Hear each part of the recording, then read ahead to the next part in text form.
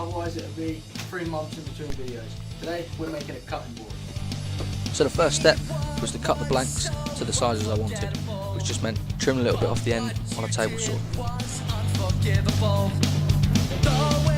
Now my table saw is not the most powerful and the fence is utterly abhorrent, which means the wood tends to wander away from it, which means getting a straight cut is nigh on impossible. But it doesn't matter because we'll just trim the edges up later on the router.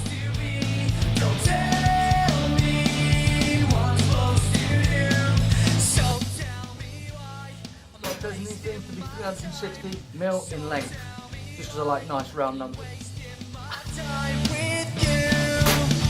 You have to excuse the awful dad joke, but yeah, 360mm in length. Once I've cut it, it actually seemed really small, so if I did this again, I might make it 380, maybe even 400. Once I got the dimensions I wanted, it was time to run them through the planer and make sure they were the same size. This won't be the final thickness, but we'll do that after everything's all glued up.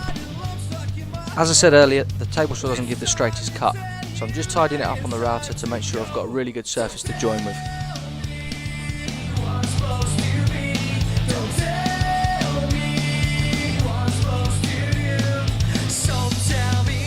Once I got two perfectly flat level surfaces, it was time to do a dry run, which is basically clamping it up with no glue to ensure there's no gaps in the join. One thing I've left out of the video is cutting and thicknessing the walnut strip to size. It's only for decorative purposes and it was exactly the same process we used with the sycamore.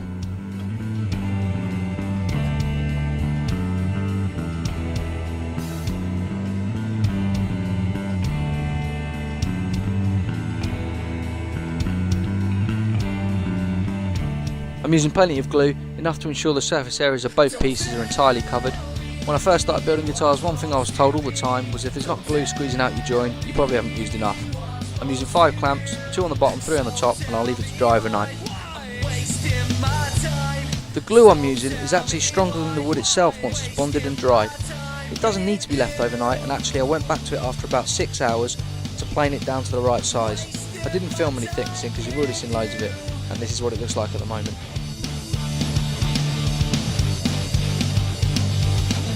Obviously when you're gluing and increasing the pressure on the clamps, the wood's going to slip a little bit, which is why I'm just using the table saw to take off any edges where it doesn't quite line up. As I said before, I'm going to have to go back and do it again on the router because the table saw doesn't give the best cut.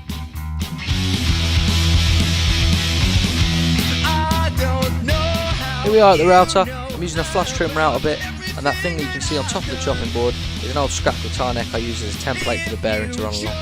Just making sure all the edges are perfectly flat. We're staying at the router, but we've got a 1/4 inch roundover bit in there now. This is my favourite job of any build, just because routing is not a very nice job. I find there's a lot that can go wrong. So doing a roundover, it's nice and quick and easy, and makes any piece of work look a lot more finished. You're gonna leave anyway. You coming home? But then he came, put me to shame. Now it's all come and done. It won't be long till you're alone and you're back to square one. Sanding, nobody's favourite job. Really boring to watch. All I'll say is I did 60, 80, 100, 120 grit all on the electric sander, and then I did 240, 400 and 800 by hand.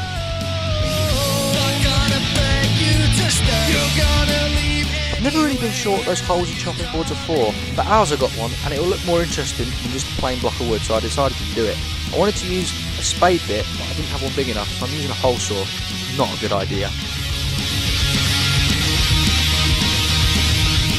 Started with my cordless drill, but it was nowhere near powerful enough, so I switched to the corded hammer drill. It still took ages and there was loads of burning inside the hole. Fortunately, it looked like a walnut inlay to match the strip down the centre, so it wasn't too bad.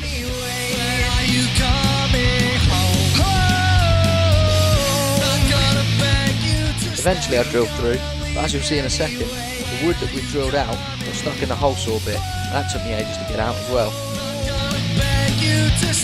Nearly there now. A little bit of work inside the hole, rounding it over, hand sanding in the same grits that we used for the rest of the board so it matches.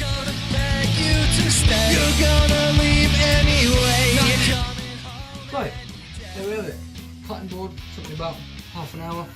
The only thing that I haven't done is put finish on it, partly because I'm not sure what finish I want to use, and partly the fact that I haven't got any finish.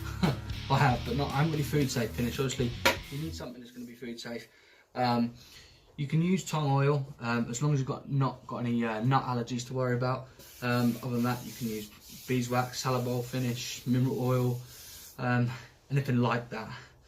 Just be sure you do your research before you put it on your cutting board. There you go, cutting board in half an hour.